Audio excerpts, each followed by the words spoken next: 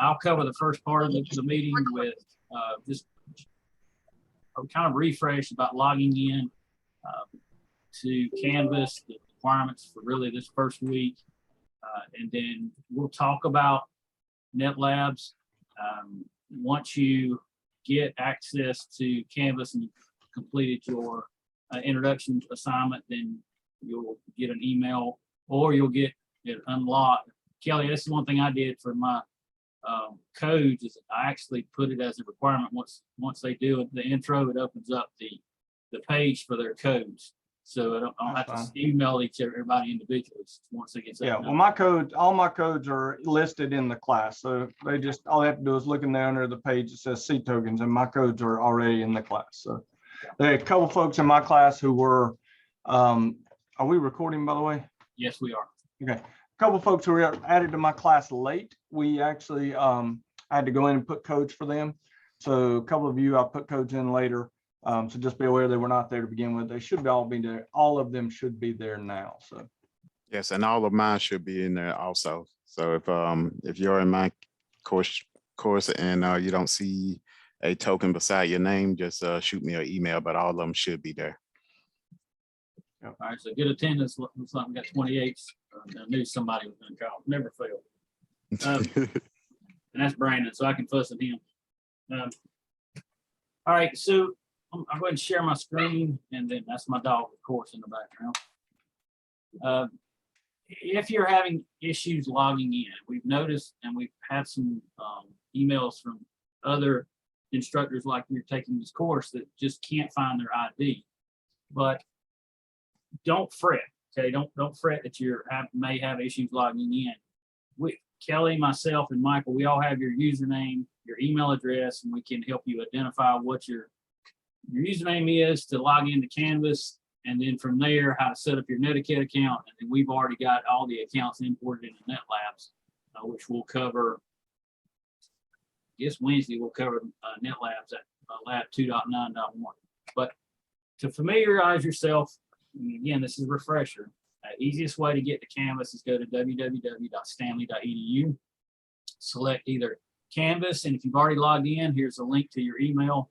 But we'll select Canvas.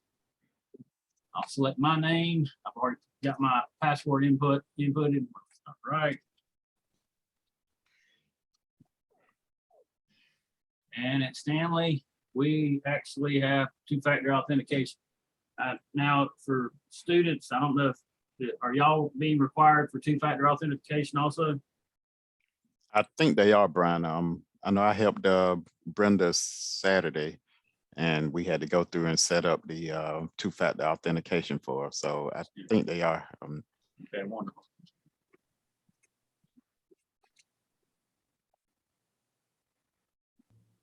All right, from there, your course is going to be labeled, and each course is going to basically it's going to be whether it's Crump, Caudle, or Mike's class.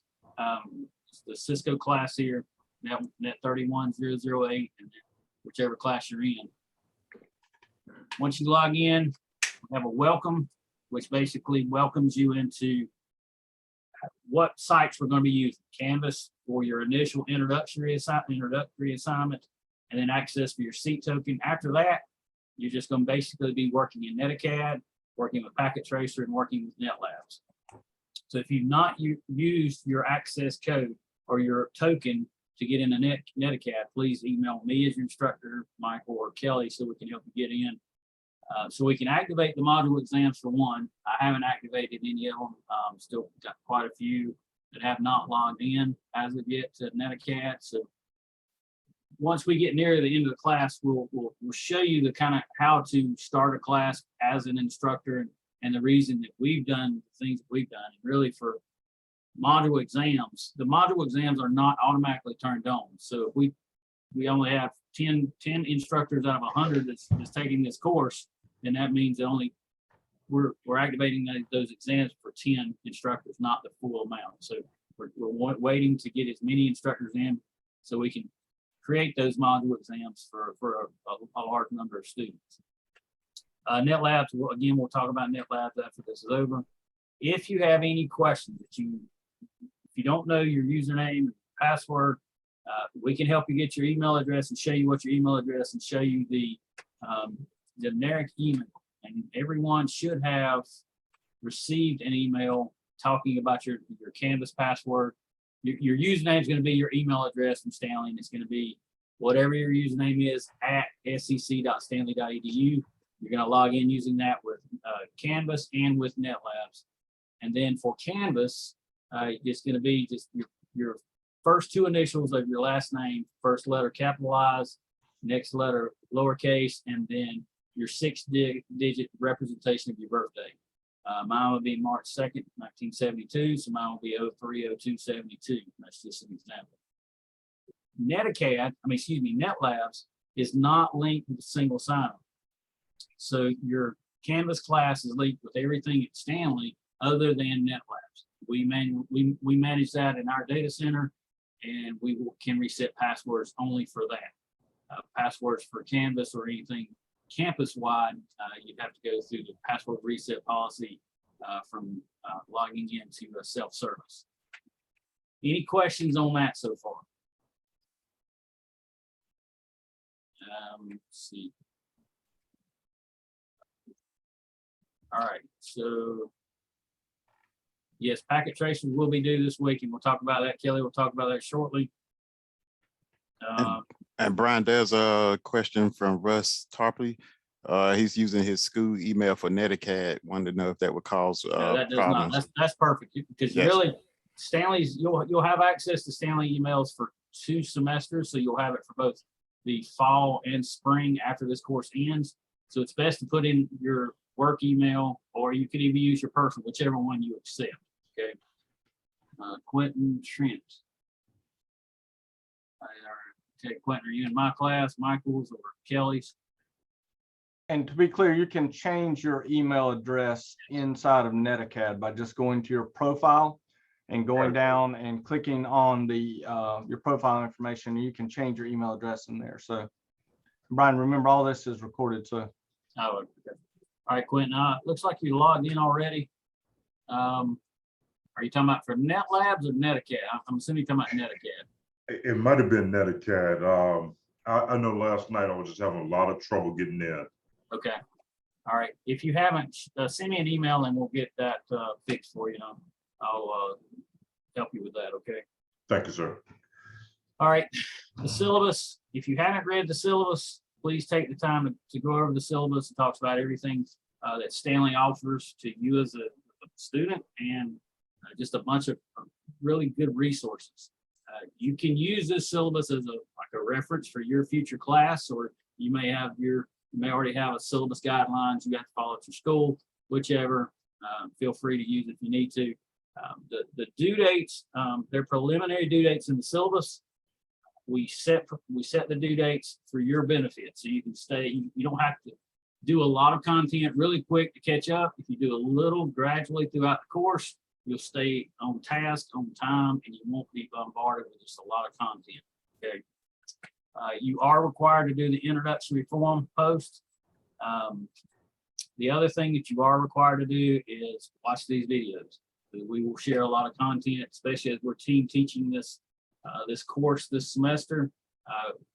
Each of us are going to share something with you that's very beneficial. So don't be hesitant to contact us, email us while you're in the meeting. If you're able to attend, the more questions, the better. Okay. Seat tokens. So I'll go to Netacad, netacad.com. So if you've not used your seat token that was assigned to you, you will go to login, redeem seat token, and then here I've had one instructor that had already had an account, but accidentally you selected that I'm new to networking. So whichever one you have, if you already have a Network Academy login, definitely use that one. Or if you don't, it'll create you a new account. You don't want that because you're not able to merge accounts. So try to keep everything under one account, because your account follows you past Netacad. It's a single sign-on, meaning it follows you to anything Cisco related. So I'll select new. If I know my screen name and or my email, this is where you would enter it, and then in your seat token, and then it will put you in the class. After that, you will have access to the course content, and I'll go ahead and log in.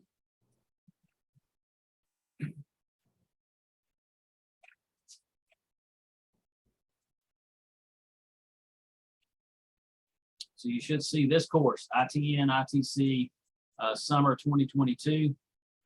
It's open from June 1 to August 31st. The course ends the 6th, or is it the 8th? I can't quite remember. I'll look at that and share that with you. But to get into the course, you just go to launch course. And then here is basically the layout of the course. There are due dates, and we've set the due dates for each of the items. Here are some great resources. This is the syllabus. You can either look at it in Canvas or you can look at it through Netlab. Here, Instructor Powerpoints. Now, we may use a PowerPoint to clarify some content, but the PowerPoints here are for you to use as a resource if you just want like a quick summary of what a chapter is. We recommend that you read everything. The more reading you complete, the better understanding you will have of content. Okay. The most updated packet tracer. I want to open it here. You want to have the newest packet tracer, and right now we're on 8.1. I think it's 8.11. Okay, so they do have it for Ubuntu and Mac OS, whichever one you use. If you're going to be using Windows and your system supports 64-bit, definitely download the 64-bit packet tracer. Okay. And Michael's going to go over actually downloading and installing Packet Tracer here in just a minute, folks. Okay. All of our Zoom session recordings will be added to this link. Here should be just they'll be in there basically for you to view. And here is the link again. If you ever lose it, this is where you would go to join this meeting. Okay. And then after that, again, we're at Netlab, and it says Netlab, but it's Netlabs. Well, this is Netlab. Okay, that's Cisco Academy website. So it's netacad.com. And then SEC Netlabs. Once you have, once you're ready, your full username for Netlabs is mine is pcrump7001 at stanley.edu. Your generic password is all lowercase Cisco123. You can select the link, and it will take you to the page, which is trying to load it there. Easiest way to do it is just go to netlabs.stanley.edu, and then here you will have where you put your full username and the temporary password. After you've done that, it will prompt you to input your time zone. It will prompt you to change your password, and then whatever day of the week you select as the start of your week. I know I selected mine as Monday. Some started as Sunday. That's just preferential to your account. Okay, and that will stay with you. Be aware now, this password will not change until you forget it. This is not linked with our single sign-on with Canvas or Stanley Resources. This is ours. If you have a problem with this password, you have to contact one of your instructors, and then we can reset it for you. Okay. Anything else there, Kelly?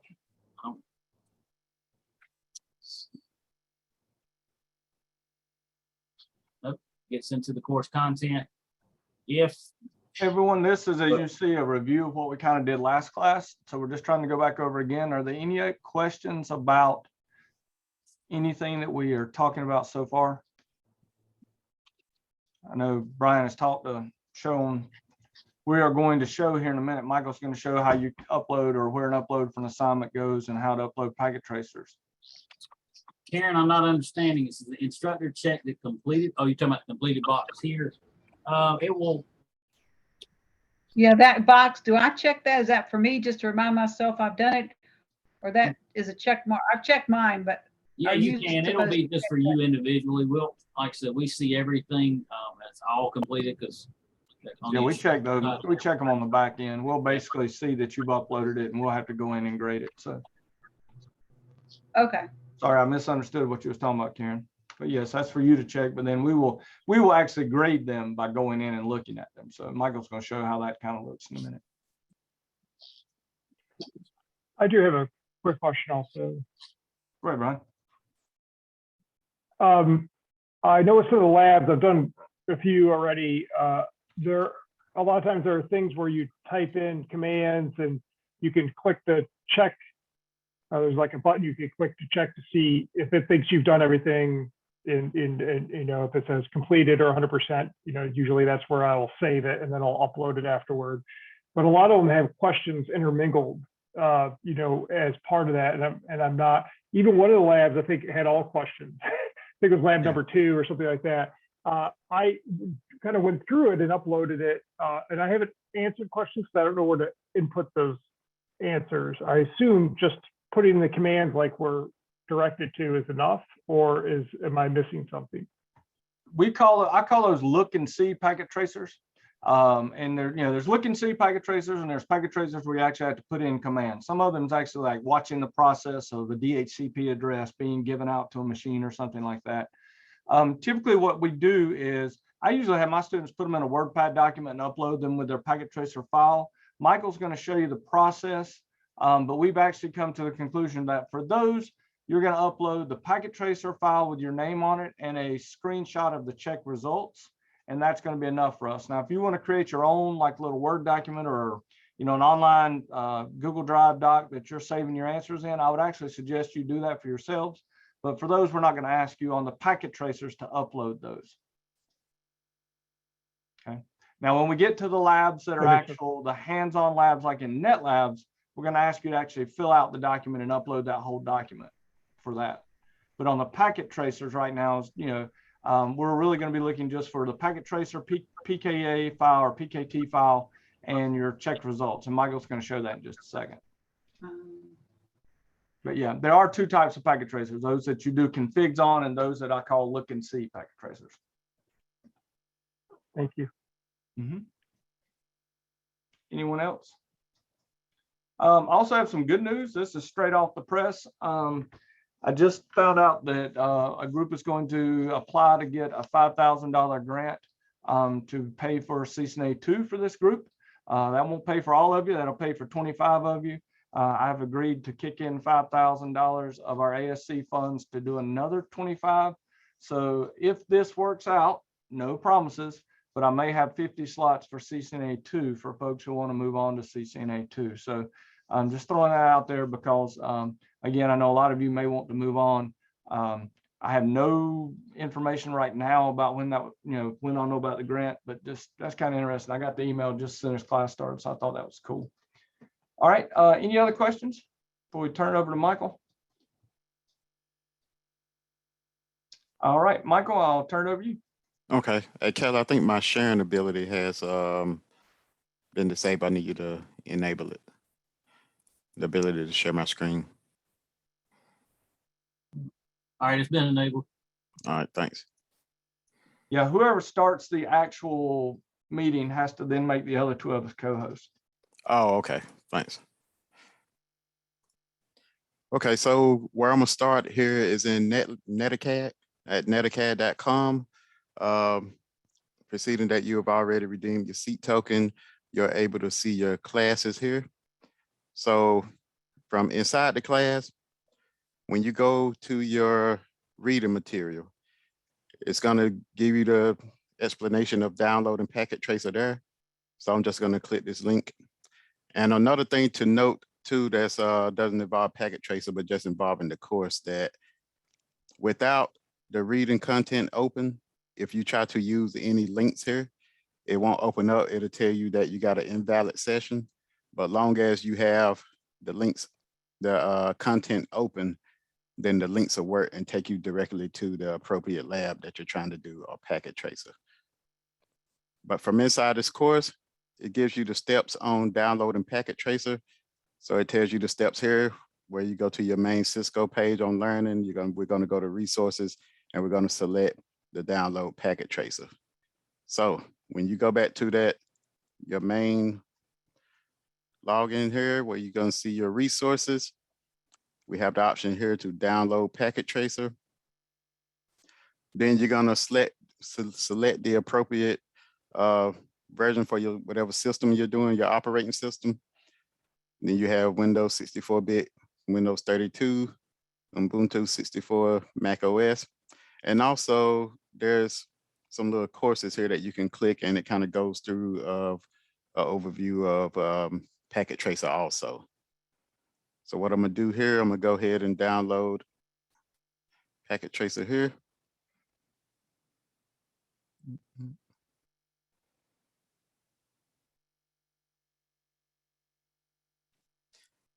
And usually if you're upgrading from an older version, if you already had a previous packet tracer, we usually recommend to uninstall that old packet tracer first, reboot your computer, and then go install the new one, because sometimes it will go ahead and install with the previous version on there.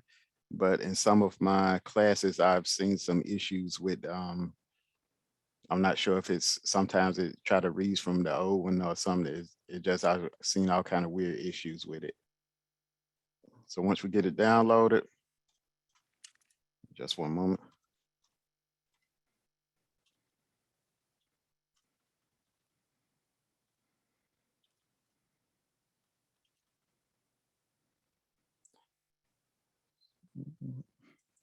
So we're gonna click to accept the agreement. We're gonna leave the default here. It's showing that I'm downloading the latest version, 8.11. And if you have a previous version too, it may not open some of the labs, especially the very first lab. You may get an error message. So if you get an error message opening up the first lab, that's one of the indicators that you might have an outdated version. I'm gonna let it create a desktop shortcut. And I'm just gonna click install here.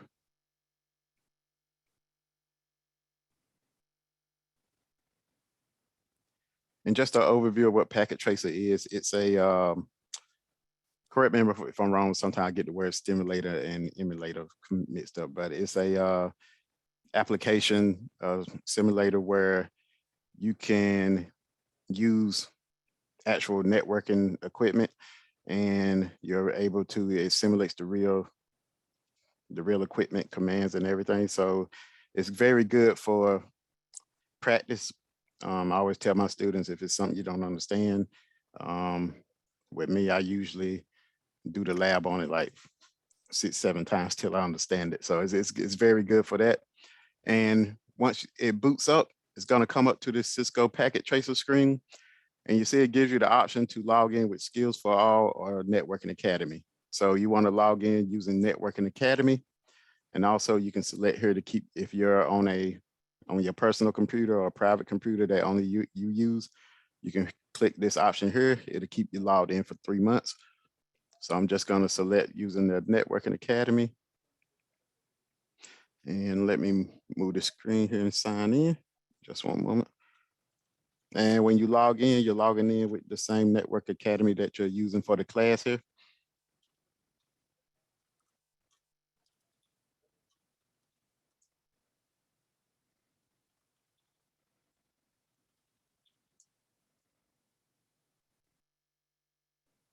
Okay, so once you have logged in, it comes to this blank screen here, which we're going to open up a lab here. But with this blank screen, if you just wanted to practice, you'll be able to drag and drop different pieces of network equipment here and create your own lab, which sometimes is what I end up doing for some of my classes. After we go over a technology, I'll make a topology here or draw it on the board and have them to go and configure it just to kind of reiterate the past technologies that we went over.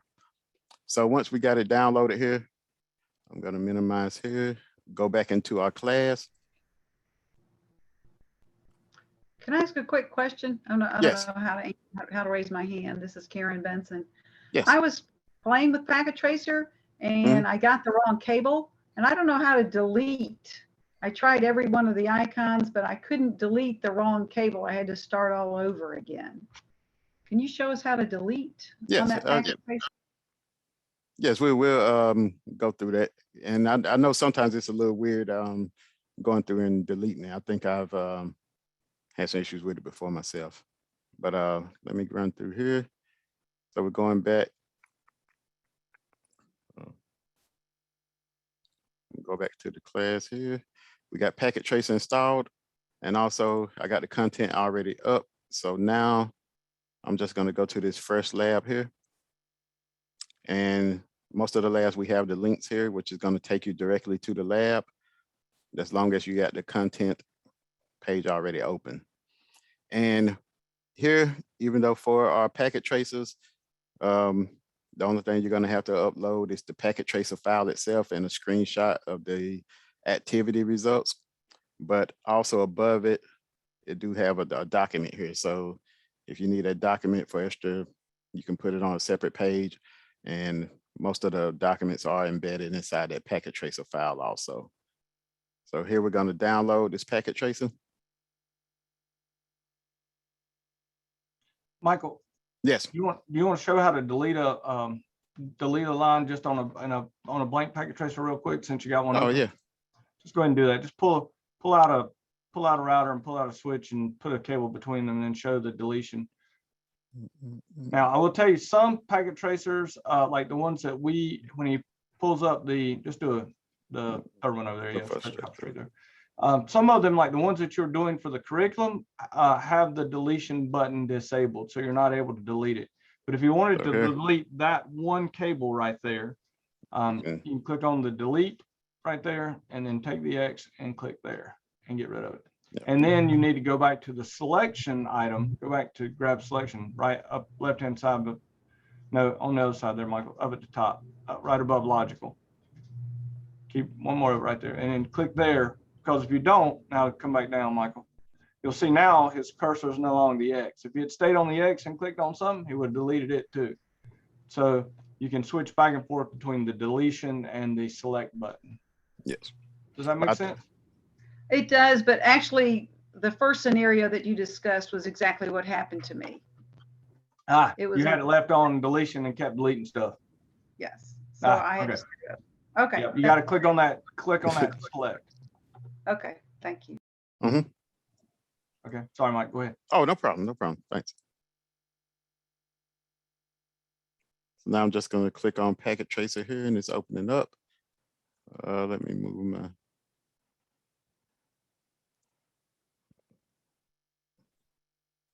Hey, from that link that you clicked on from the Netlab, and did it take you to the lesson what the packet tracer were? Because it seemed like it's not working. I have to copy it out or something, or it's just a live link. So from here? Yeah, mine is not highlighted where I can select it to take me anywhere. It's just a link, just a URL without any link associated. Is it a certain packet tracer number, or is this exactly the same number here? Let me verify real quick. The one I'm looking at is 193. Lab. Okay, I'll go and check that. But if it's a lab, then it's gonna I can check that real quick. Okay. But I'm thinking if it's a lab and we got it for you to do it in Netlabs, then not gonna. It's in a different spot. I'll show you Michael. I'll show that in just a little bit. Okay, cool. No problem. All right. I'm Michael too. Yeah, no problem. Okay. Yeah, so once we got packet tracer opened up and they had me to log in. So now we're going through the documentation here. As you see with most of the packet tracers, you'll have the documentation here. And also, like I said, if you downloaded the PDF file, it'll be the same thing that you have in PDF version. That's for your students. You may want them to submit the file with the questions answered also. So they'll be able to download that file, open it up in Word, and then make their edits. So here it gives us a background scenario or objectives. It let us know that we're going to investigate the bottom toolbar, investigate devices in the wiring closet, going to connect some end devices to network devices, install a backup router, configure a host name, and explore the rest of the network. So it gives us our background scenario here. Lets us know that this activity opens and is focusing on the physical mode, where many of our packet tracer activities will be in logical mode. So the physical mode is going to be where it actually shows us the data center racks. It's almost as if you're standing in a data center or a wiring closet. And the logical mode is the mode that I was just doing with Kelly here. So if I click logical, this is what you're going to see most of the time in the majority of your labs, this logical mode here. Then you have physical. So looking at part one, it tells us to the icon toolbar at the bottom left-hand corner has our various categories of networking components. And here's talking about this option here. So you see we got network devices, end devices, components, connections, miscellaneous, and also we have the multi-user. So here's asking us what are the subcategories of our network devices. So if we click on network devices, then we have a subcategories here. And then this goes into the, we're investigating our wiring closet. So it's showing that we're going to return to the physical mode and the inner city. And it shows in the top blue bar, click physical, which we have physical clicked. And then we're going to use the navigation panel or the back level buttons to navigate to the inner city. So here's the back panel button, back level and navigation. So when we open up our navigation, this is gonna let us go to whatever location we want to go to on this map here. So from here, it's saying we want to click on the Seaward office. So we're going to go down. Here's the Seaward office. And it shows we're going to click the branch office, which is already clicked here. So it may open up already clicked. It shows the branch office. Then we're going to go to branch office wiring closet. And this is where we're going to do jump to selected location.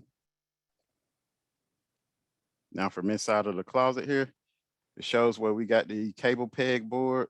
We have our rack. We have a table, and also we have a shelf here. So this kind of mimics a actual wiring closet or networking closet. And then it lets us know that our rack contains devices that can be rack mounted, and we can zoom in on the rack. So our zoom tool, you have the plus tool here, you can zoom in. It's going to show the rack. We have the PC, laptop 1, iPhone, branch laptop that's on the storage shelves, backup router, which we'll install later, a wireless router, branch firewall, a backup switch. And also we have our various cables here, which we have our straight through cables here. We have our fiber cables, coax, USB, and then we also have our console cables. Then if I want to back out, I just hit the minus sign and it backs me out. Then it shows us that. Okay, Michael, hold on just a second. In Yes. chat, Karen saying this is where I could not do and delete any of the cables, had to start all over. I will also tell you something that is weird about this is it has been possible to actually take a cable and drop it and miss the table. Yeah. And it kind of falls quote behind it and you never see it. The Yeah. only way to fix that is to restart the lab. So And- I've and seen I- that happen before too. So And I like think if you're this trying is, to- I think this is one of the labs, like you mentioned earlier, Kelly, where if you put the cable in the wrong spot, it won't let you delete it. The delete option Yeah. is disabled. Yeah, so it's a little bit aggravating. Yes. And Mike talked about something on Skills for All. Yeah, I'll show you the Skills for All packet tracer activity or learning packet tracers, basically a intro to packet tracer free class that you can go through. We'll show you all that. But yeah, it's got some issues with the grading on it, but not in this one, but that's a whole different thing. So Yeah. So try not to give you all too many things at once. We're already giving you a lot. So then it goes and shows us we have a power distributing rack here installed. It shows our edge router, and we have 2 switches, ALS1 and ALS2. Also show we have a access point and a web server here installed in this rack. So it's telling us that the access point is asking us which device is connected to the access point. So, and it's telling us to view it in logical mode. So from logical mode, we're in the Seward branch office, and here's that access point, and it shows that that laptop that we have on our shelf is connected to that access point. And also one thing to notice is you can see the cabling here, and also it correlates to the same cables that you have here. So it gives you both images to look at. Kelly, Mike, before I Yes. get off here, if I end this, Kelly, because y'all are co-hosts, everything's good, right?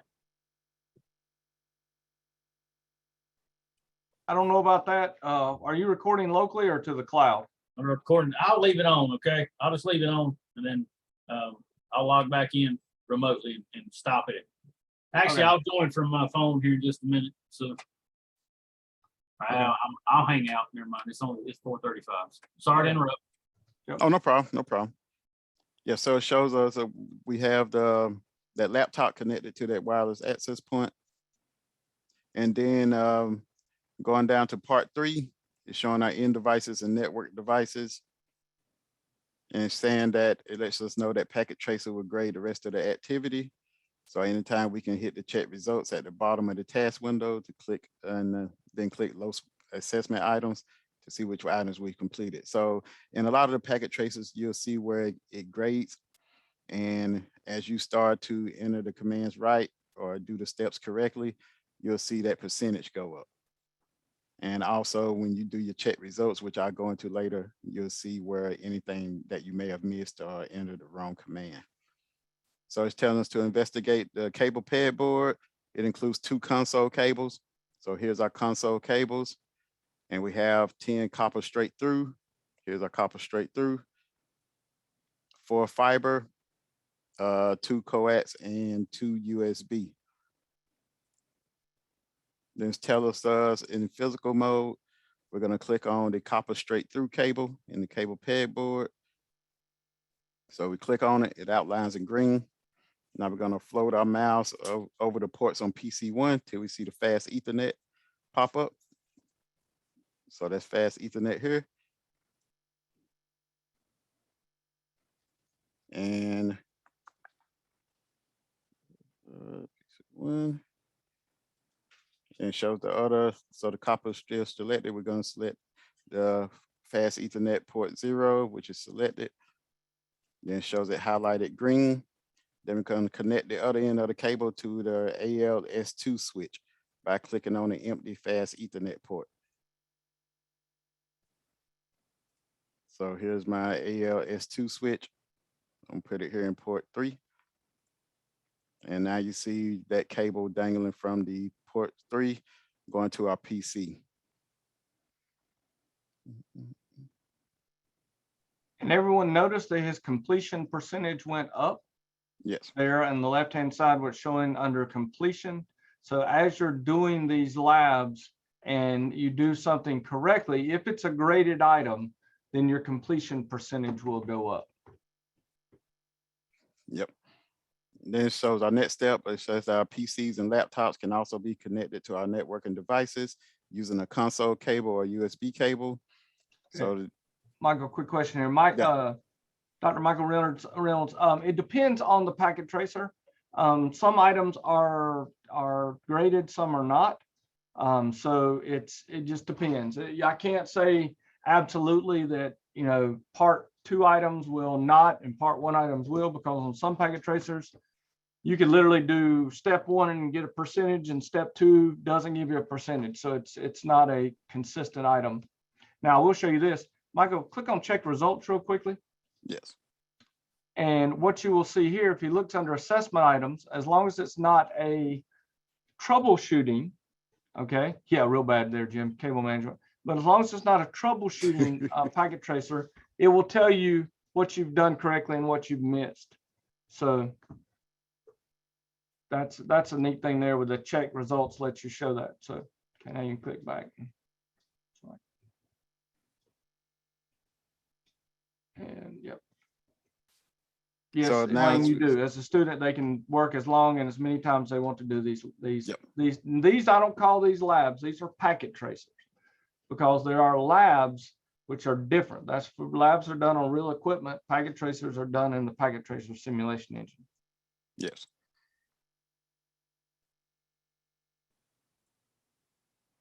So our next step is to click on the console cable for my peg board, and here's our console cable. One thing to, if you haven't worked with console cables, they're always going to be that light blue color, and one end usually is like a I forgot the name of the connector, but one end is like a serial type connection, and DB9 connector. Yes.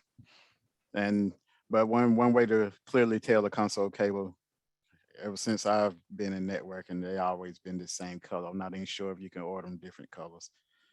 Easy way to remember it. I went to NC State, so it's ugly Carolina blue color. It's Carolina blue color. Right, well, now you got different colors and you can also get it like USA, Okay. USB. Yeah. So, If they're directly from Cisco, they will be this light blue color though. Okay. So we click the console cable here, and then we're going to click on the RS-232 port on PC1. And you see that's highlighted green. Now we're going to float to the edge router and find the console port. So here's the edge router. That's the console port. And also what you can do, if the view is a little bit too small for you, you can right click and do an inspect front, and it'll give you the option to zoom in. And now you can select that console port here. And notice that the percentage has went up again. Michael, go ahead and stop at this point and just show them how to save and upload. So, Okay. and John, yeah, sometimes that can happen if you really if you do something that causes your percentage to drop down, you just have to back up and figure out what you did to cause it to back Yes. down and try to fix it. Or sometimes, unfortunately, you may have to restart. Yep. So once you get completed, we're going to save it and we're going to upload it. So just like saving a computer application or Windows Word document, we're going to go to File, Save As, and it's going to come up with the packet tracer name here. But what we usually do is add your name to it.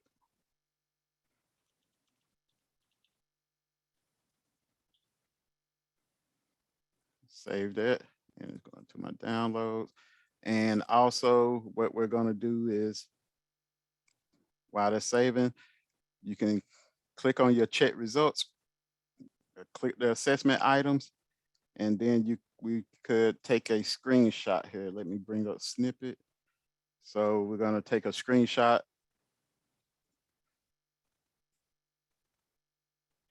of here. And this here, usually it shows when they have you to sign in, it'll show your name here also when you sign in. So you take the screenshot. I'm gonna save that.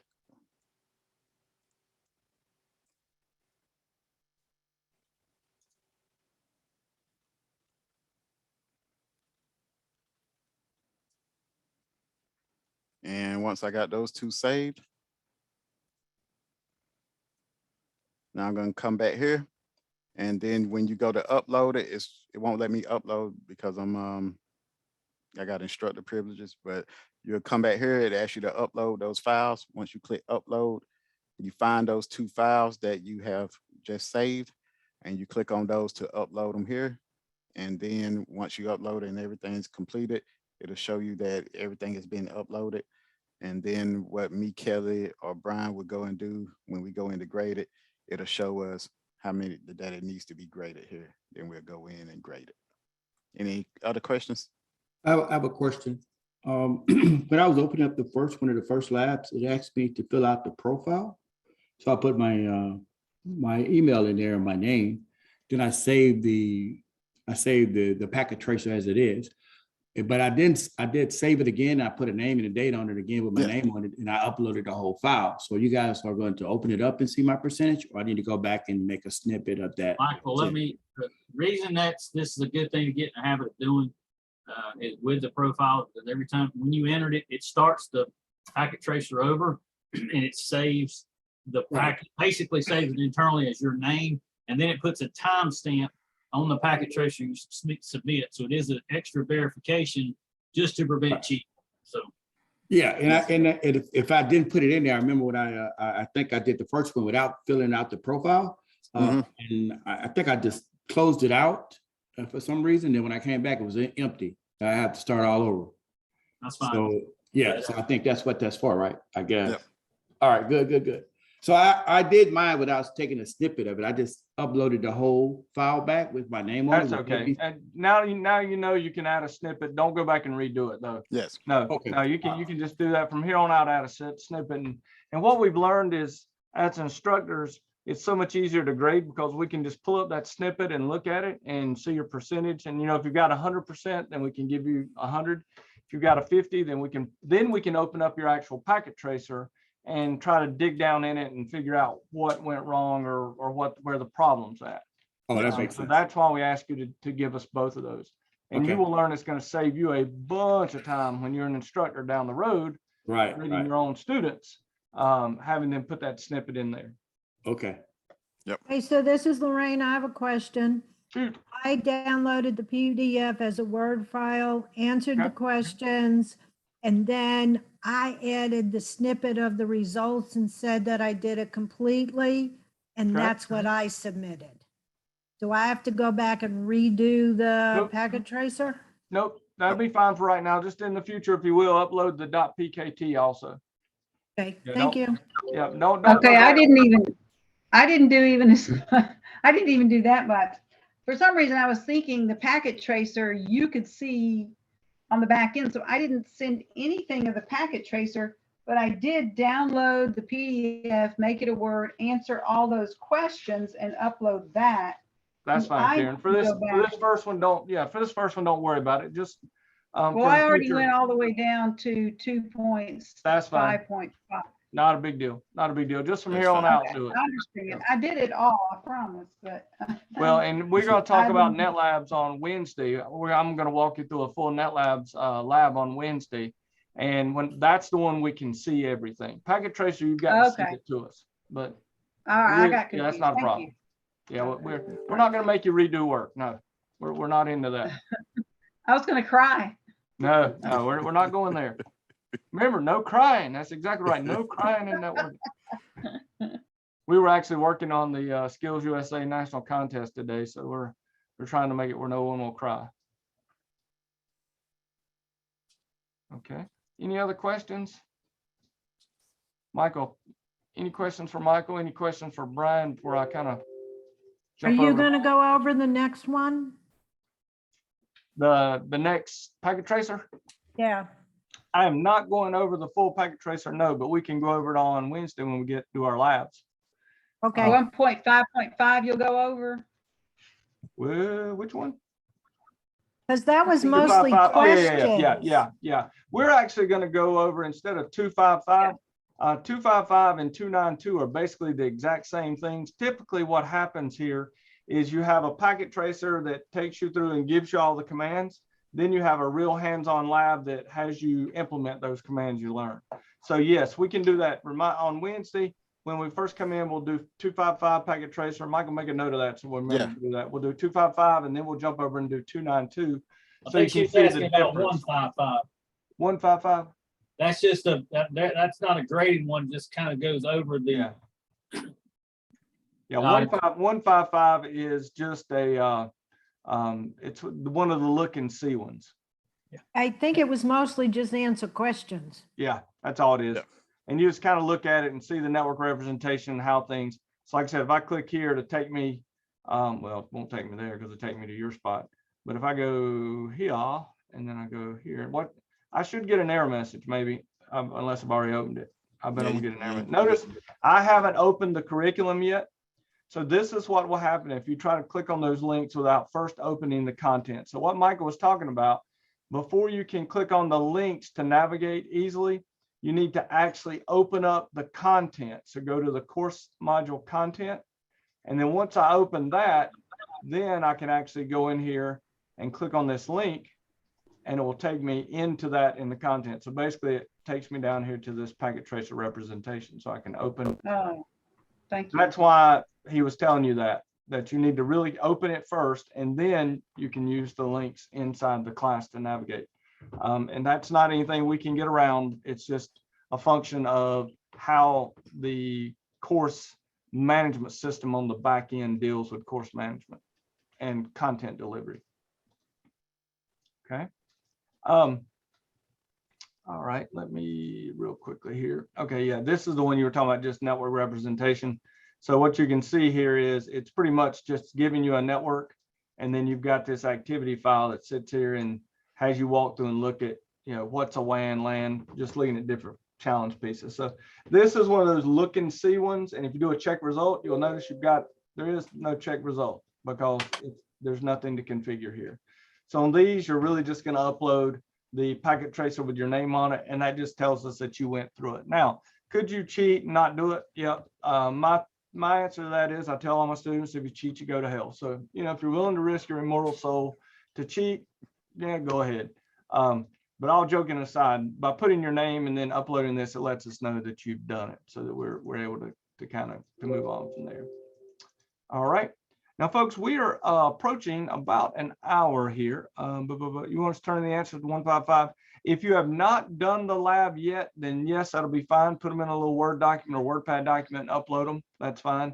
If you've already turned in 155 and did not turn in your answers, then don't worry about it. Now, for you and when you're teaching your students, yes, I recommend you make them upload them in an attached Word document or WordPad or Notepad or something like that. Okay. Other questions? What I want to do is, one thing we have done for you folks is provide you with what I call good enough lectures. So when I go to my lecture here, introducing, and unfortunately, the Featherlight we have, that folds completely. No matter what, we always get ads. But you'll notice that I've done when you look at my lectures, one of the things I'm going to do here is I'm not ever going to give you a perfect lecture in my classroom. And so I say that perfection is the enemy of good enough. And that is because I've seen people try to spend years and years and months to get the perfect lecture recorded and up, and they never get anything uploaded. So you'll notice in these lectures, you may hear my phone ring, you may hear, I don't try to make them perfect, but I do have lectures, and we have lectures for the first 3 modules. One of the things I want to do is obviously, well, we got more than that, but the first 3 modules are here. How many of you have actually watched the lectures yet? Anyone? Yes, I have. I yes. did. I have. Me too. Good. Excellent. All right. One of the things you'll notice in this very first module, there's really not a great deal that is what I would call hugely illuminating. Don't take that the wrong way. I mean, obviously it's important to read it, but ideas of clients and servers and peer-to-peer versus server-based networks.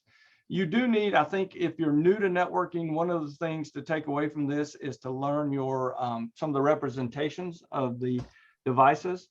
These are images that you've seen in the past that are standard images that you may, most of you know the router and switch and wireless. You may not have known the multi-layer switch, which is basically a layer 3 switch, so a switch that has the ability to do routing.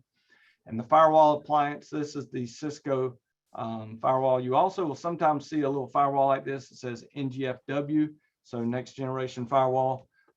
They'll use that sometimes. We don't do a great deal anymore with actually creating cables. We do talk about the OSI model, but we don't talk about how to actually create cables, which I think is a shame. However, I will say this, most of us just buy our cables now. I always tell people one of the things when we're talking about networks, one of the things I like to do, by the way, I use this super advanced thing called Notepad sometimes. But when I think about or talk about networks, I always talk about a couple things. First off, what does a network need in order to even be created? And that is something to share. Oops. All right. So back in the old days, when I started in computing, one of the things that came out was laser printers, and laser printers were $3,000 to $5,000 plus each. And so instead of trying to buy one for every executive that had a corner office, they needed a way to network these things together. So when we talk about something to share, what are some other things we can share? Obviously, printers are one. What's others? Files. Files. What else? Scanners. Yep. Scanners have kind of gone the way of the dyno, because now it's usually our copiers and scanners. By the way, I don't know if any of you are like this, but copiers are the bane of my existence. I can run technology, but there's something about copiers that they just make no sense to me whatsoever, and they hate me. File scanners. We obviously, other things we share many times is, yeah, Jim, yeah, I can't stand them. Email. Okay, so all of those. So a network needs something to share. It also needs a media or a medium. And I say that because it can be, copper, it can be fiber, it can be wireless signals, okay? Can be, satellite, it can be all types of things, but there has to be a way for us to send that information, to share it between two devices. And the last thing it needs is some type of protocol or some type of rules. Okay, so some rules. And we'll talk about those as we move forward, but how do two different devices know to speak the same language? Well, protocols. Name a protocol for me. Somebody give me an old school protocol. One that's not in use anymore that used to be super popular. HTTP.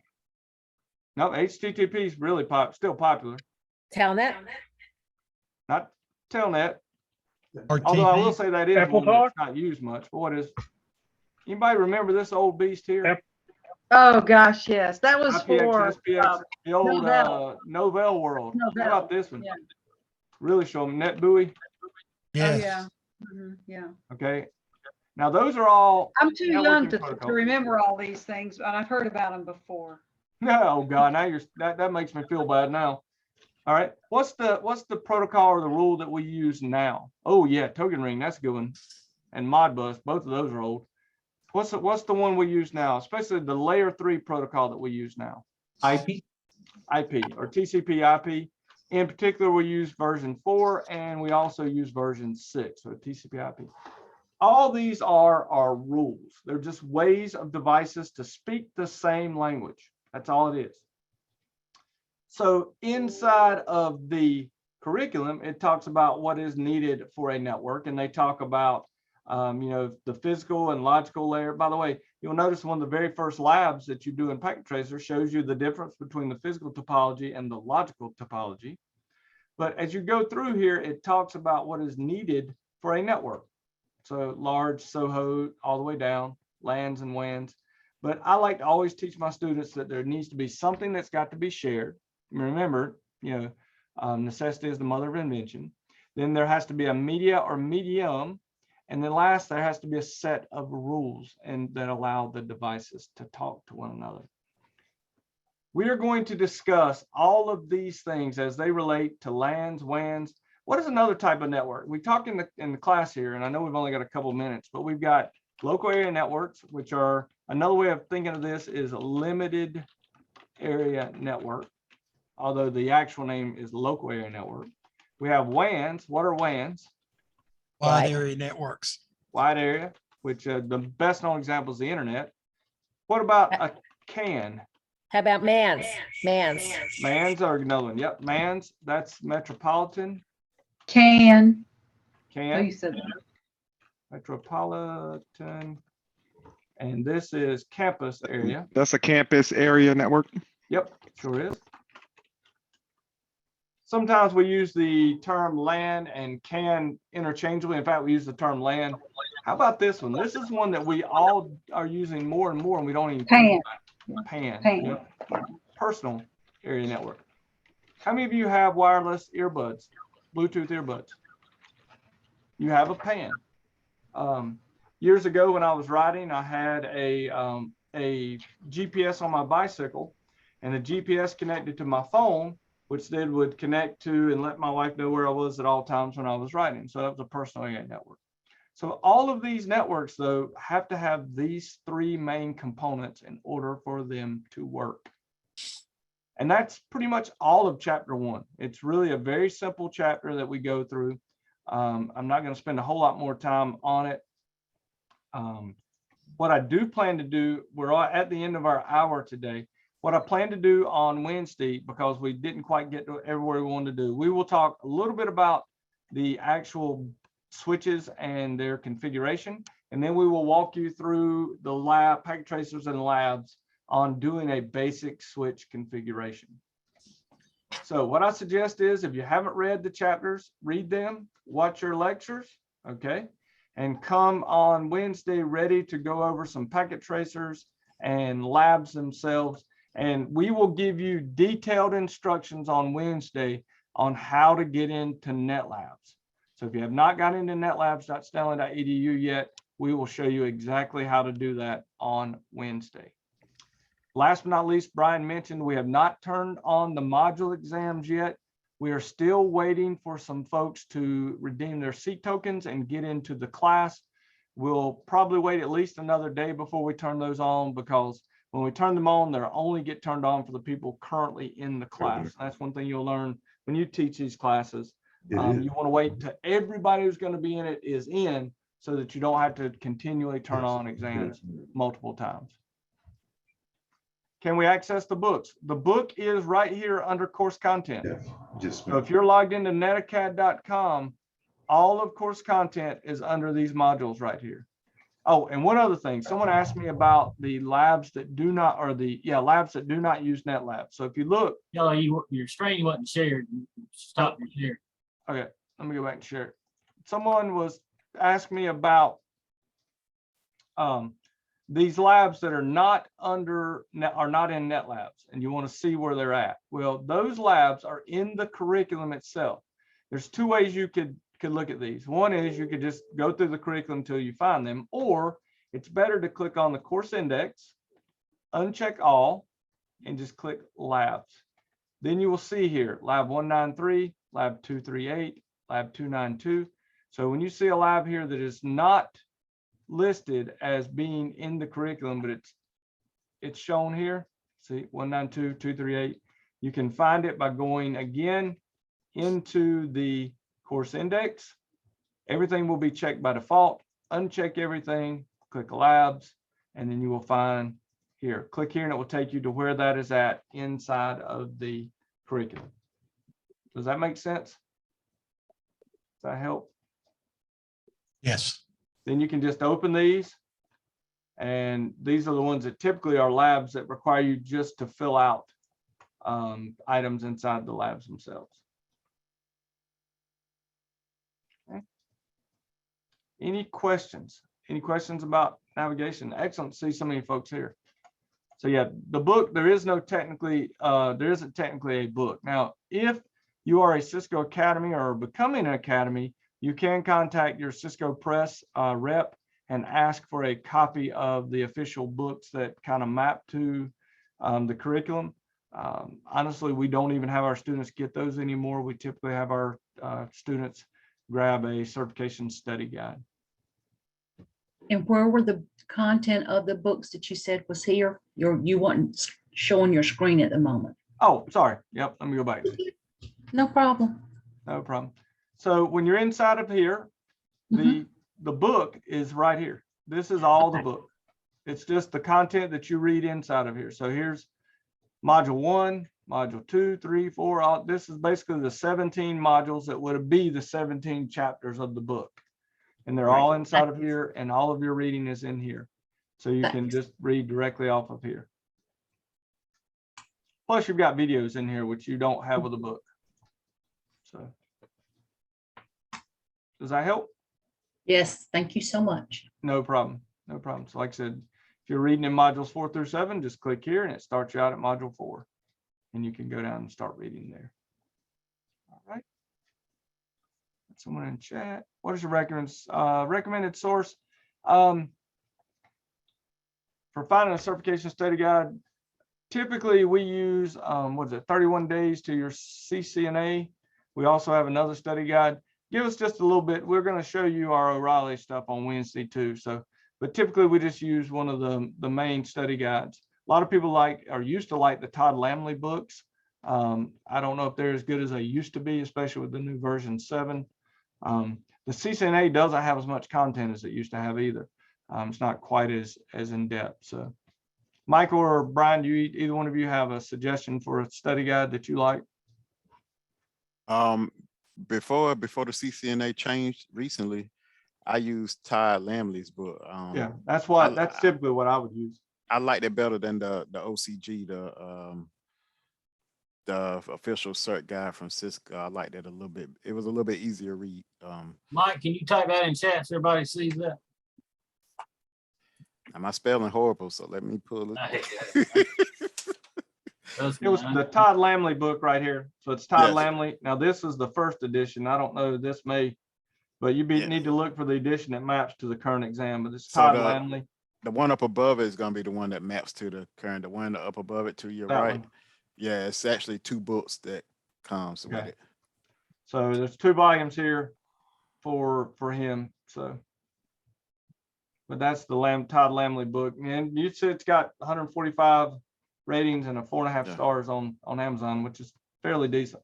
And also just printing out the certification topics. Those are Yeah, and we can actually put those into the class too. We'll print those out and show you those as we move forward so you can see those.